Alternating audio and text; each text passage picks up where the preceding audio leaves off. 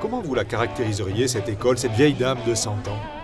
Une vieille dame qui se porte bien et qui est en perpétuelle régénération et qui a su se doter de toute la modernité pour être encore très performante aujourd'hui. Si Jean-Marc Campagne n'en était pas convaincu, il n'aurait pas quitté son laboratoire du CNRS en région parisienne pour devenir enseignant-chercheur dans cette école dont il y a quelques décennies il obtenait le diplôme. Une vieille dame, oui, l'École nationale supérieure de chimie de Montpellier. Elle célèbre cette mi-novembre 2011 sa 100e promotion, dont voici un heureux membre. On se sent jeune, d'abord. Effectivement, c'est pas facile. Surtout quand on voit qu'il y a beaucoup d'anciens qui reviennent. Moi, il m'est arrivé de connaître des 66, des 60 et quelques. Donc voilà, ça fait chaud au cœur et ça montre à quel point l'école est importante à nos yeux.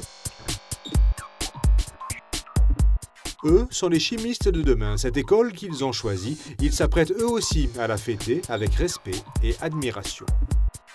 On se dit qu'elle a vécu, mais c'est vécu dans le bon sens, je pense, dans le sens où elle a réussi à s'améliorer au fur et à mesure des années. 100 ans, c'est pas rien pour une école et je pense, oui, c'est un atout certain. Ça veut dire que l'école, elle est, plus elle est vieille, plus elle a de la valeur et qu'il y a des gens qui veulent venir en fait dans cette école et c'est de la valeur ajoutée. Ouais. Un siècle de valeur ajoutée qui a mené l'école de Montpellier au top de la modernité. Nos références ne sont pas dans le passé, une histoire qui nous appartient, mais les enjeux sont vraiment dans l'avenir. L'adaptation, elle s'est faite à partir de l'Observatoire des métiers et de l'emploi que nous avons en interne et d'un dialogue avec nos partenaires privilégiés que sont les industriels. Des industriels partenaires, l'école en compte plus de 1300 et une quarantaine interviennent directement dans la formation.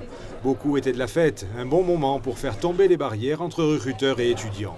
Delphine, ancienne élève elle aussi, a parcouru 1000 km pour leur faire partager ses connaissances et grâce aux conférences enrichir les siennes. Je réutilise toujours au jour le jour certains de mes cours, donc, notamment tout ce qui est minéralogie. Je continue à entretenir mes connaissances que j'ai pu acquérir ici. Oui. Quant à Julien, thésard au prestigieux institut Max Planck, il sait lui aussi ce qu'il doit à son ancienne école. Clairement, je pense que c'est l'ouverture internationale.